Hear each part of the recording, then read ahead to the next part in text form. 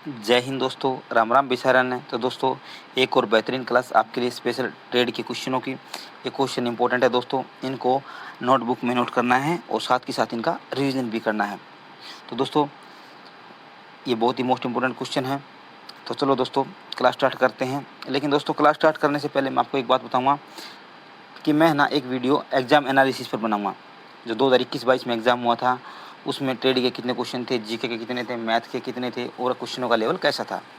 वो 2022-23 में जो एग्ज़ाम हुआ था, उसमें ट्रेड के कितने क्वेश्चन थे, क्वेश्चनों का लेवल कैसा था, जीके से कितने थे, मैथ से कितने क्वेश्चन थे। ऐसी एक वीडियो लेकर आएंगे।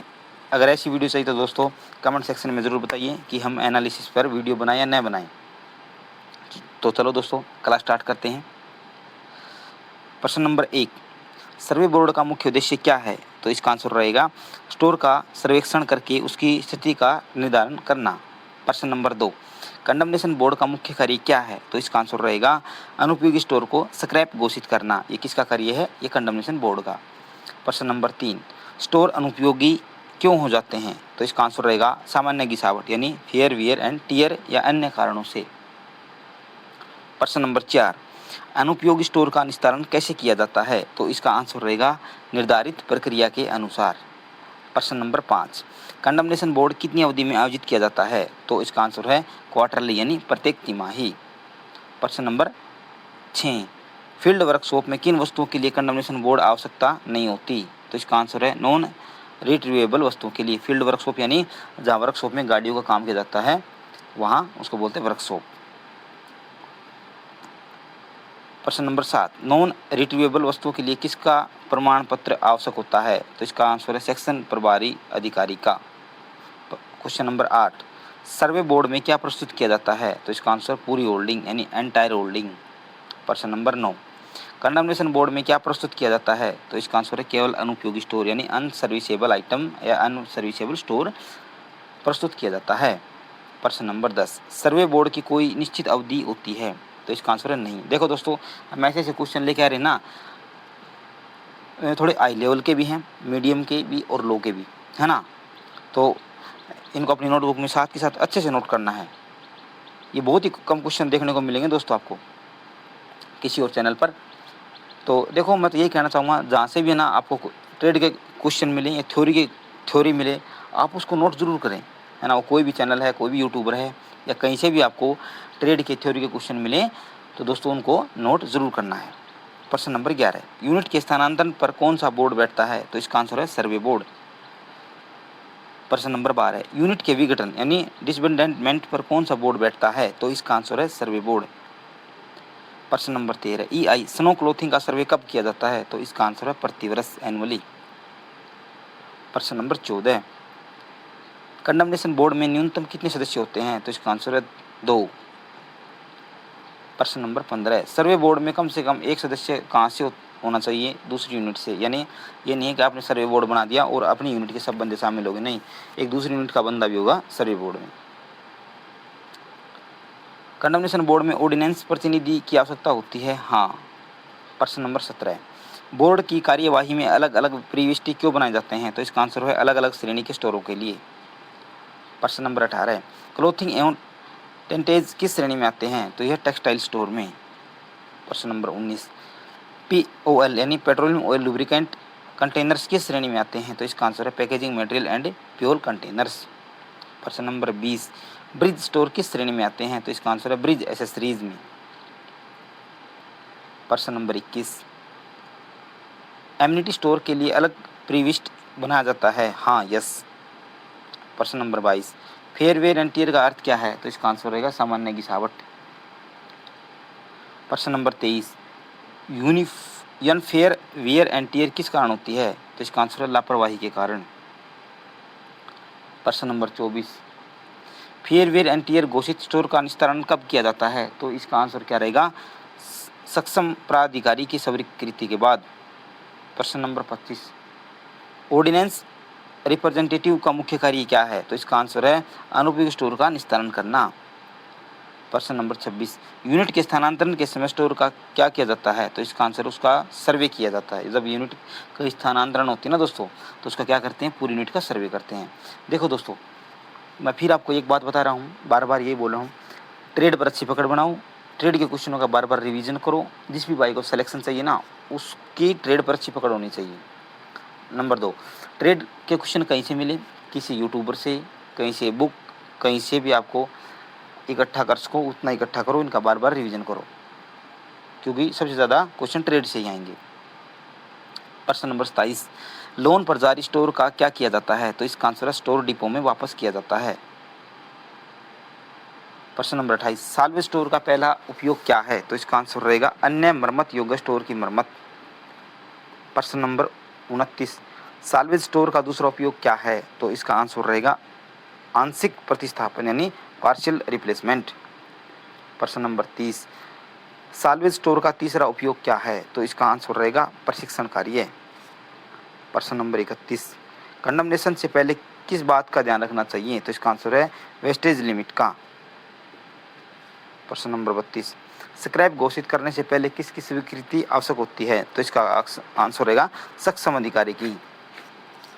प्रश्न नंबर 33, बुक वैल्यू का अर्थ क्या है? तो इसका आंसर रहेगा मूल्यह्रास के बाद का मूल्य।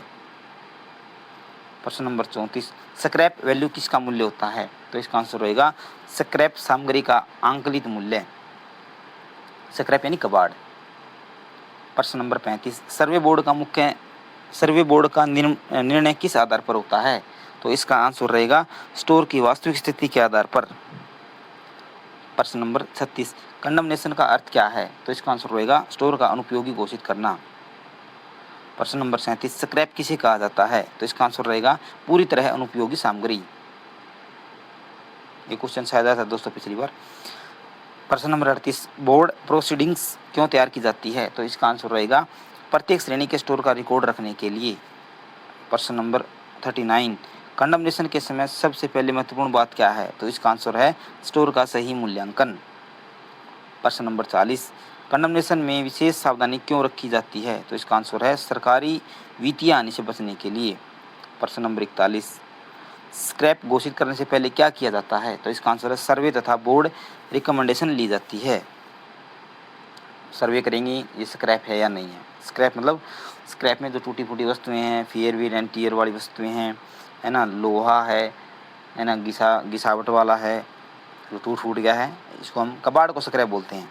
प्रश्न नंबर 42, स्टोर कीपर के लिए सर्वे बोर्ड और कंडमनेशन बोर्ड क्यों महत्वपूर्ण है? तो इसका आंसर है स्टोर का सही लेखा जोखा सत्यापन और निस्तारण सुनिश्चित करने के लिए।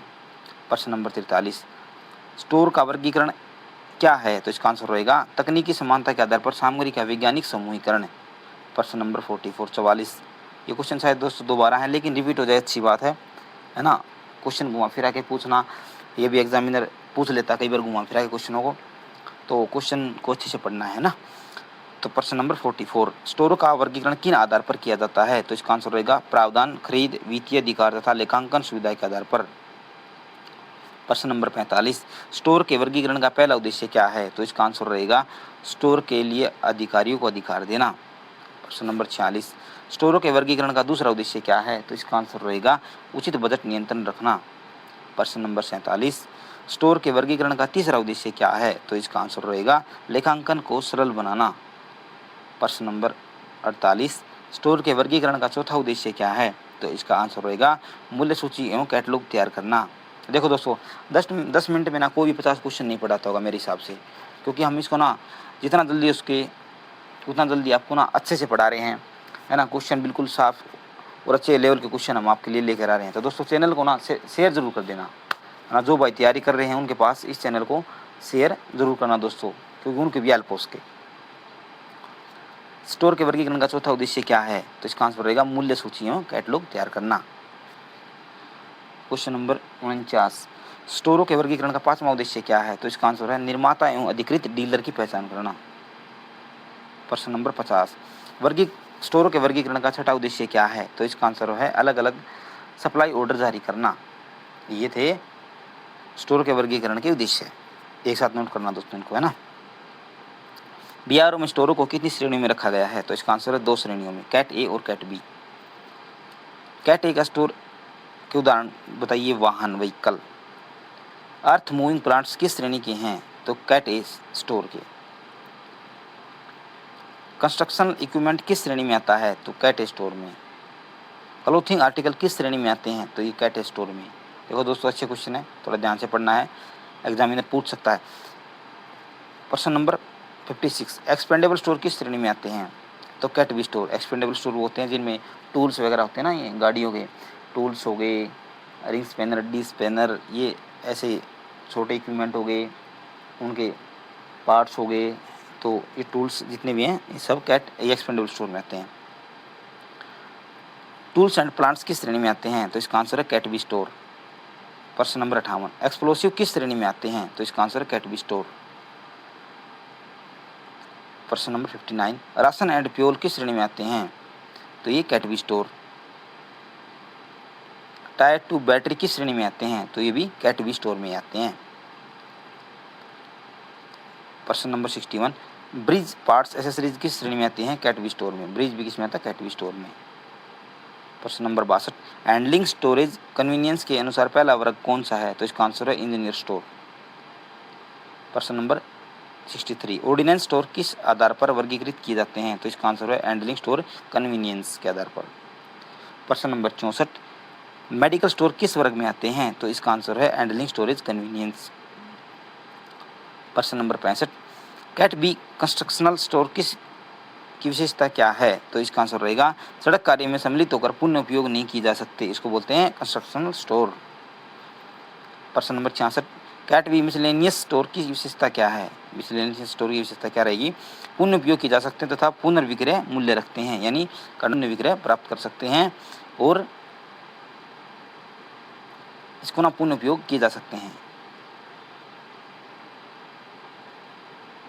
ये थे दोस्तों अपने क्वेश्चन, टोटल क्वेश्चन थे ये 66 साथियों। ये क्वेश्चन अच्छे लेवल के थे, इनको नोटबुक में नोट करना है, अपने अच्छे से नोट्स बनाने हैं और उनका बार बार रिवीजन भी करना है।